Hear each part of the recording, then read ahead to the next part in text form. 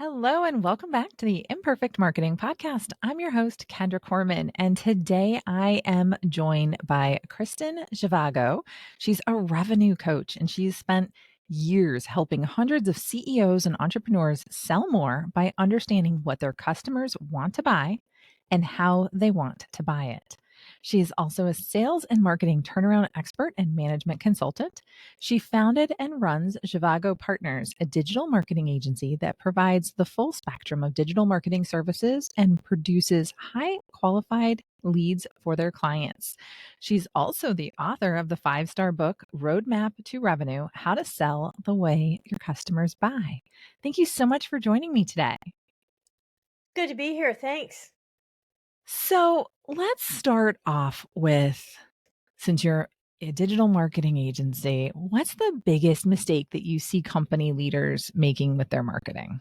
It's kind of tied into the biggest lesson I've learned myself about marketing, which actually there's a couple of them. One is not understanding exactly what your customers want to buy, how they describe it. Um, their language is very specific. And if you guess, you lose. It's just the way it is. And almost everybody guesses.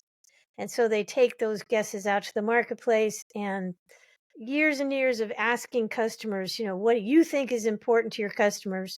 Asking my clients that question.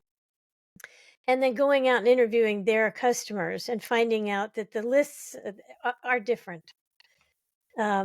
And the priority in the way the customer describes, like a lot of times the company thinks, oh, this is the reason this is so important because it took them so long to develop it and all that. And the customer's like, oh yeah, that's fine. Everybody does that. That's no big deal. So they're marketing the wrong thing the wrong way, and then you just lose sales you could have had. So I find out what the customer's really thinking. So that's mistake number one. They don't go to the source. And if you talk to people who've already bought from you, they have a vested interest in your success and they'll open up to you, unlike how they behave when you're selling to them. They don't tell you anything when you're selling to them. What that leads to is they then go out with these wrong messages to people who, unfortunately, there's a lot of this in the digital marketing area, where the agency or the freelancer doesn't really care about the client that much or the client's customers. And I know I sound like I'm dissing a whole industry, and I apologize for that. But the ones who come to us have been through this, and so we hear these horror stories. And they kind of take advantage of the client's uh, lack of knowledge. There's a lot of mature industry people, been around for a long time. They have a good company, but they don't understand digital marketing at all. And so they really can't manage it. Okay. So first off, I want to reach to the computer and give you a kiss because yes, Accepted. you have to talk to people. Yeah. I am fought by my clients every day. They do not want to talk to people. They don't want to call anybody. They don't want to ask any Yeah. questions. And They these are just the want to people guess. that Well, the no, I only know. source of income is the customer. And yet they don't Mhm. want to, and it's especially bad for marketers. Salespeople are supposed to talk to customers, but marketing people just sort of want to gather data from other places, and they're kind of Mhm. shy and introverted, and they don't want to talk to customers. And the piece that you said, and okay, so I've made the mistake before, so I can pick on people for it, is it's about the wording and what they use for it. Because I was starting a course and it was going to be Content Marketing 101. Nobody in my target audience knows what content marketing is. Mm-hmm. That's just not in their vocabulary. And I'm like, well, what would you call content marketing now that you know what it is? And they're like, well, now I can't think of anything. It's like, okay, because I Yeah, gave them the right word for yeah, it. yeah, yeah. And it was a very interesting and good lesson learned on my part because yes, it comes down to, when you read that billboard or you read that sales page or that product page and you're nodding your head going, yes, that's the problem I'm having and that's me. And it resonates with you that it's so important and you're not going to get that wording because you're too close to it. And we have too much jargon in any and every industry, I think, that we're in, that we can't see our way through it Well, you don't think without like when talking to you're people. selling, unfortunately, well, let's put it another way.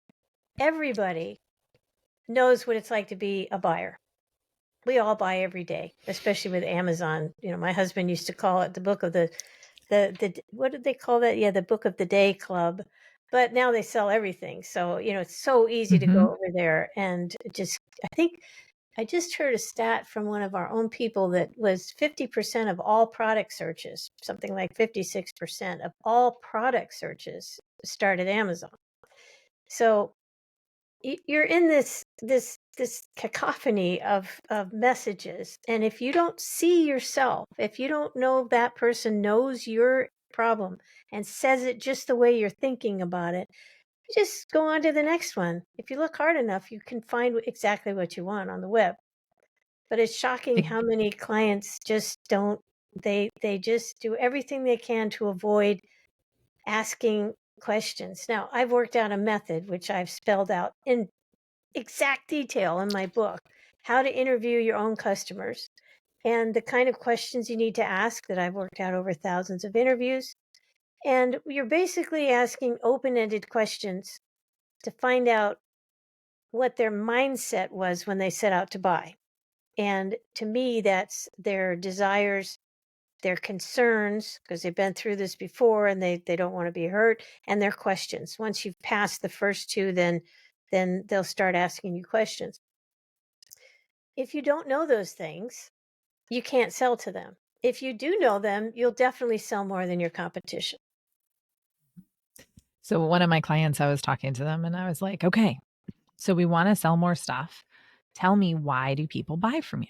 Why did this person buy from you? Why did that person buy from you? And I had examples at the time.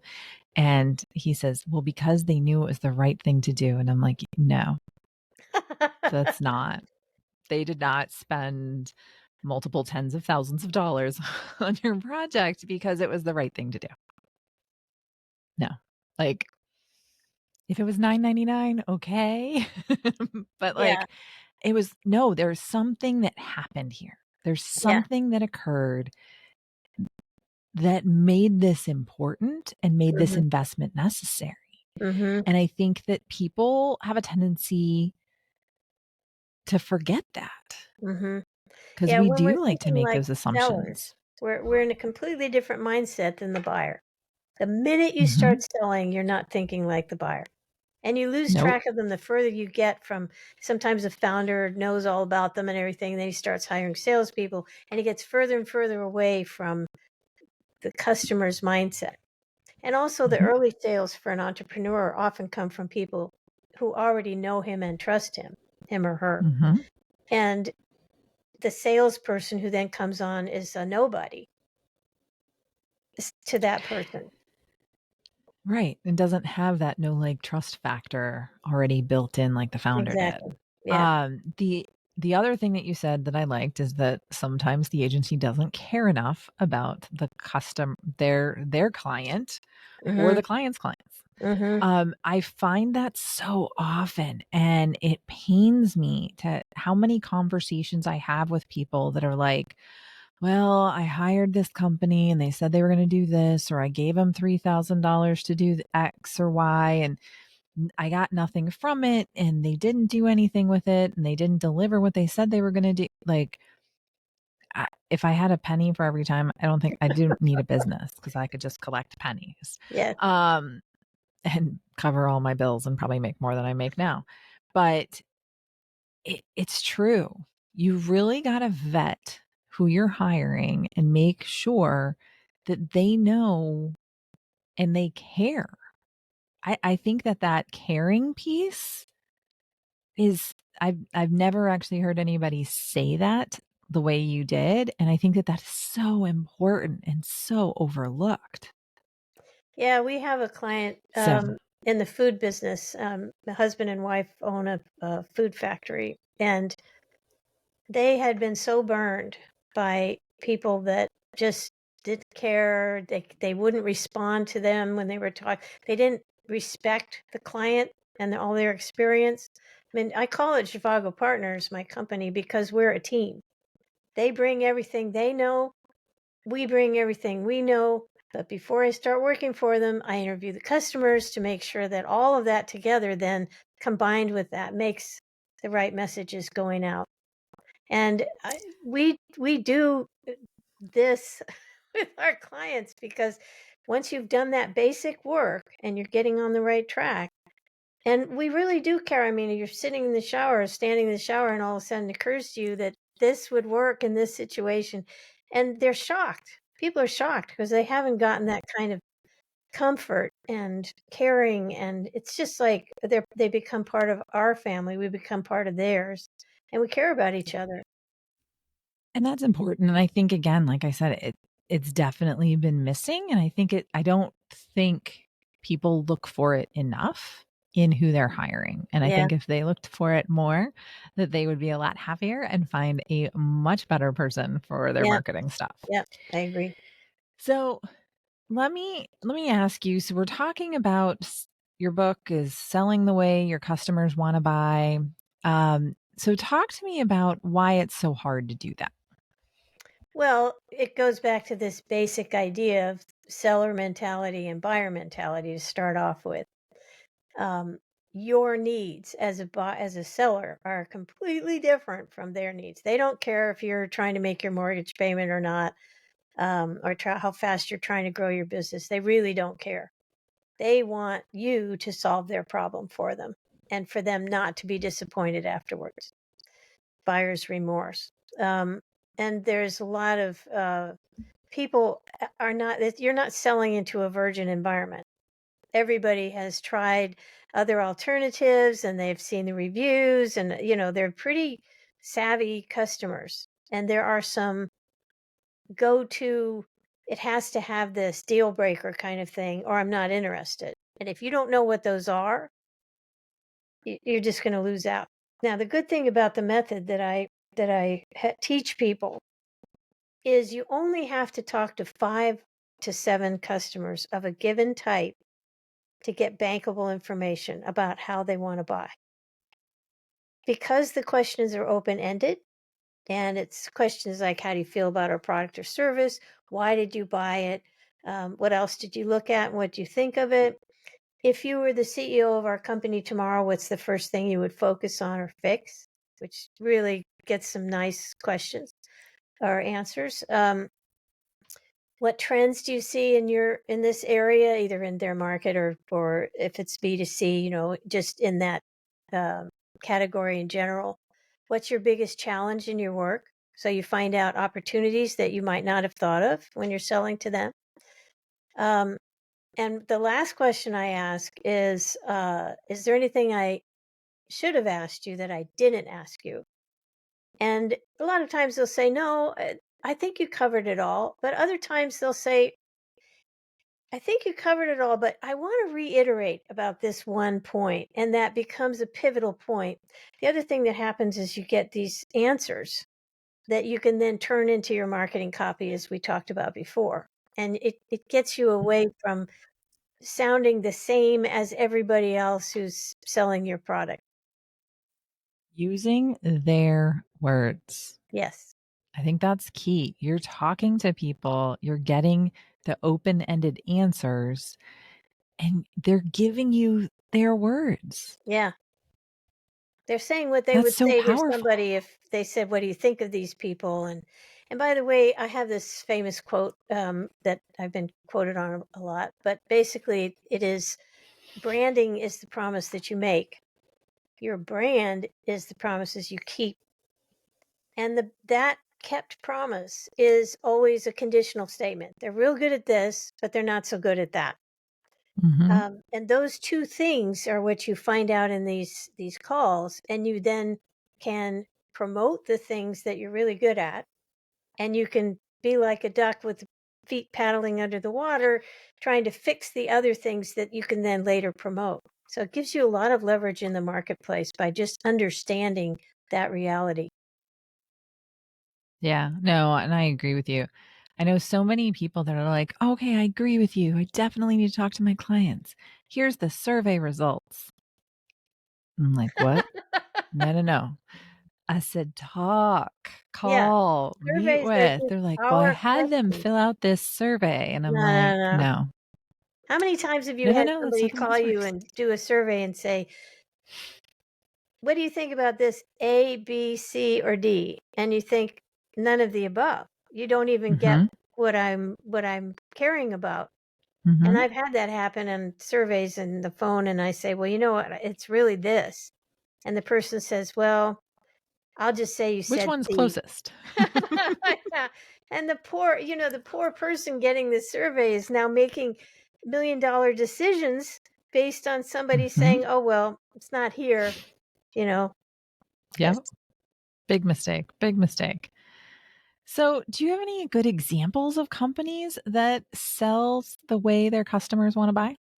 There's really, I mean, in the world at the moment, the absolute number one leader in this is Amazon, which is why Jeff Bezos is running around with his fancy girlfriend and he's the richest man in the world.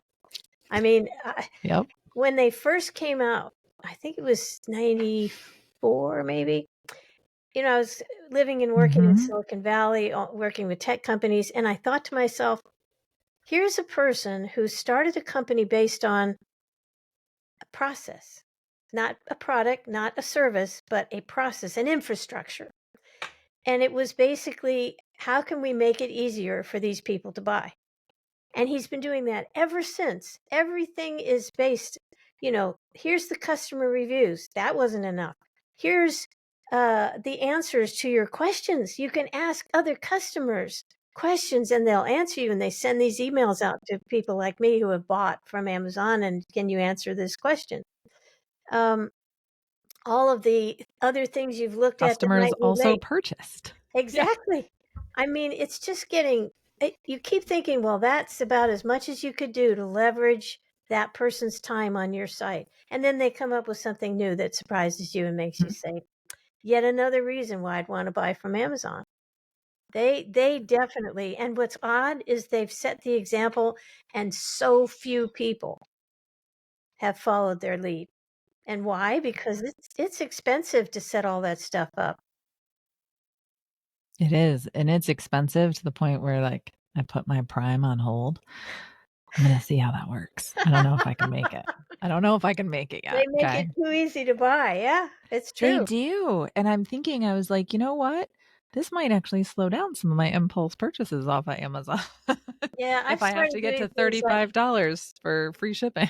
oh, it's easy to buy from there every day. What I've started doing is just putting it in the cart and then putting it in save for later and come back to it a Yep. week and something and see if I still really need that.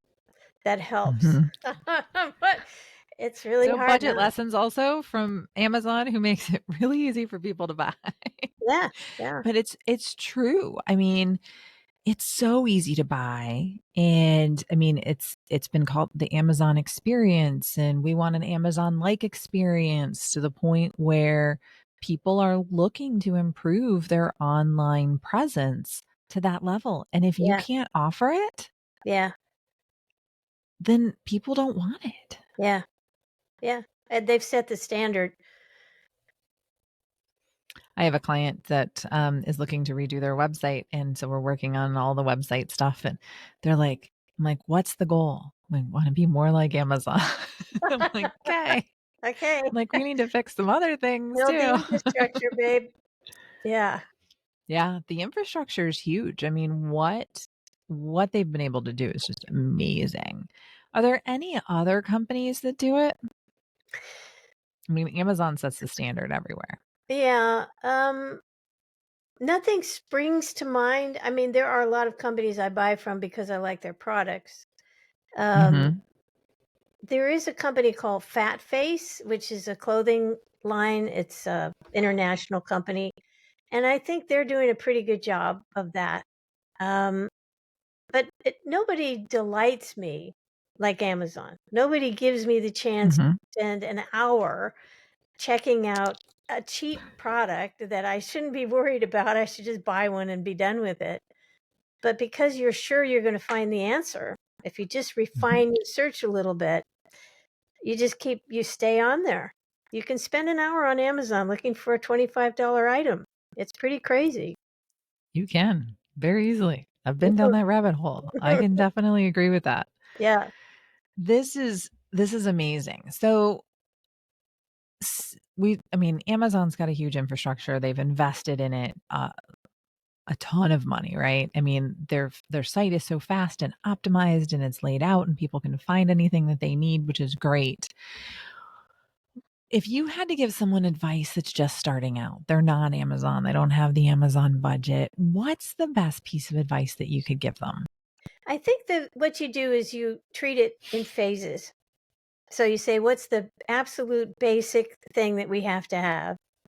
And you categorize them in these, what we're going to do next. So if it's an e-commerce site, obviously you have to have a good solid shopping cart. There are certain things in the shopping cart they should be able to do, like cancel their order right away or track their I mean, if you go to Amazon, you make a list of the things, you can't do them all at once.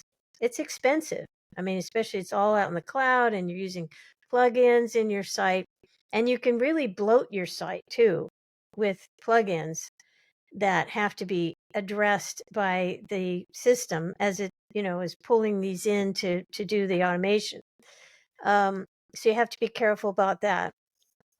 You definitely have to have a good developer who really understands how to do this stuff, and also how these plugins interact with each other, because it's quite common to update one plugin and have it ruin everything else.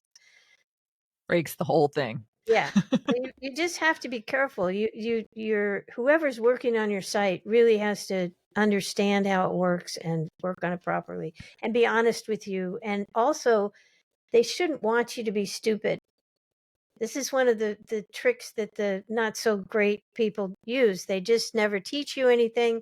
I mean, I have clients who were not technical when they started out, but by the time I throw my 45 years of tech experience at them, I know how to explain things so they understand it. I want to teach them so that they can manage it and do a good job of helping with that. So I was in a meeting where a vendor was telling a client, "Ugh, your domain authority is so low and blah blah blah blah blah," and they're talking all these buzzwords, and I loved my client at that minute because they're like, "I'm sorry, what's domain authority?" yeah, And so I jumped in and explained it. And yeah, then I did a whole write up for them that explained, okay, what it is, it's a relative score, because they didn't bring up any of that stuff. They no, just they made it don't. They sound want you to bad. be Yours is stupid. 19 out of 100. And Yeah, it's like, no. And so I'm like, I love that you asked that question. And afterwards, I gave them a 2-page write up all about what domain authority is, their good. competitors. Yeah, And but don't be afraid to ask those questions, because if she didn't ask those questions, I wouldn't have been driven to give her necessarily that answer. yeah, I usually, like, I don't bring up domain authority unless I'm bringing it up in context and telling them what it is, but another vendor could, yeah. and so I've been asking those questions. I mean, when you get into tech, when I first got into tech, I was determined to learn everything I could about it. Um, just things in my life kind of took me to that moment, and I've never stopped asking questions. I've never stopped. If somebody says, "Oh, SAAS or whatever," and I've never stopped saying, "Wait a minute, what's that acronym mean?" You can look it up on Google, but it's better for have somebody explain it to you so you can ask your question so you truly understand it. If you're running a business right now, the way everything is out in the cloud, you have to understand technology, at least from a 35,000-foot level. and again, don't be afraid to ask questions. Yeah. If they think you're stupid, then you don't wanna work with them. Yeah, exactly. Like, I They just don't feel care. like that needs to be it, because they don't care about you. Yeah. If and so who cares if they judge you? Yeah. Um, let them. Let Yeah. them go away. Yeah. They're not worth your money or your Yeah. time. So, Yeah. no, I think that that's so powerful. Oh my gosh. Okay.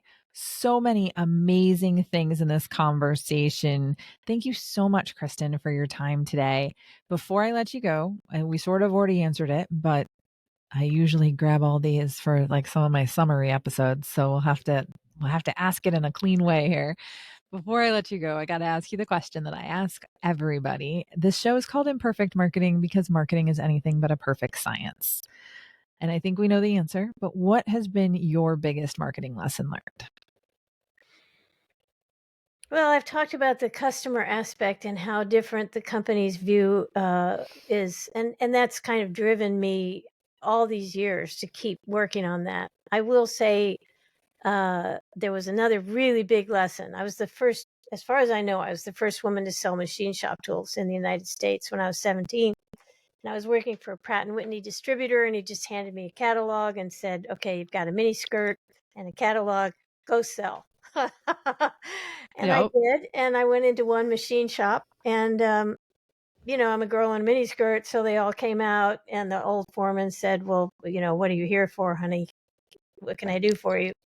So I told him, and he said, "Well, then I want you to tell me how your drill bit is better than the one I'm using now."